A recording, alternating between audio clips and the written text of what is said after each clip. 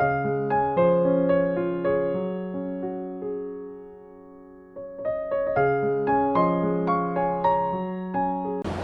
家好，我係3A 班鄧康南。我係3D 班陳俊宇。今日1年班同學會同我哋介紹有關中華文化嘅圖書。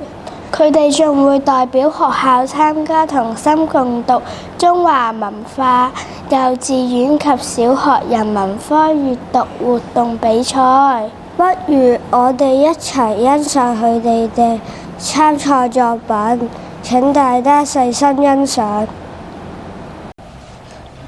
大家好，我係1B 班陳闖人。我今日要分享嘅書係《古詩詞故事》裏面嘅一首詩《9月9日憶山東兄弟》，作者王維。請大家細心欣賞。我今日講嘅係9月9日憶山東兄弟係王維嘅作品。獨在異鄉為異客，每逢佳節倍思親。遙知兄弟登高處，知插茱萸少一人。我哋9月9日憶山東兄弟呢首詩嘅感受係一個人離開咗家鄉之後對家鄉嘅思念嘅情緒。我今年就離開咗香港去其他國家度過新年，我體驗到離開香港嘅心情。呢首詩嘅主題係以一個家為主，家喺中華文化裏面係一個好重要嘅元素。中國係一個多元文化嘅國家，有好多嘅種族。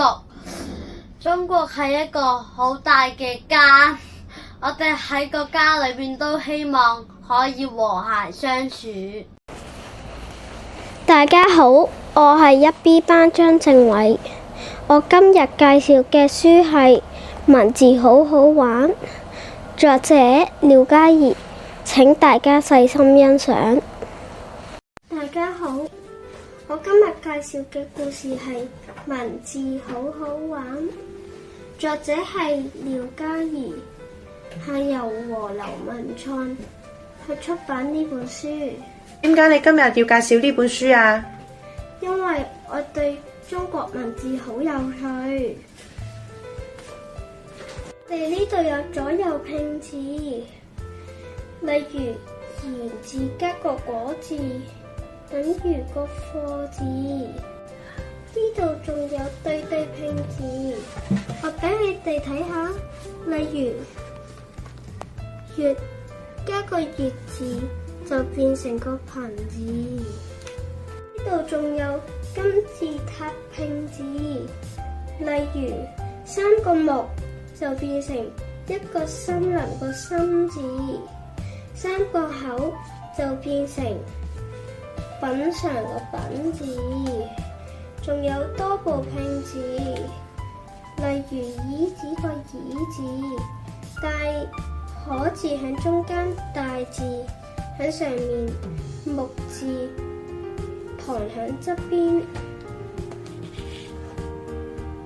仲有呢度意思相反嘅字，例如暗同陽，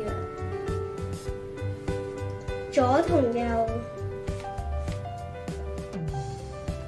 呢度係差一橫嘅字，例如日字同埋子字，整一橫就變成元旦個旦字同埋個正字。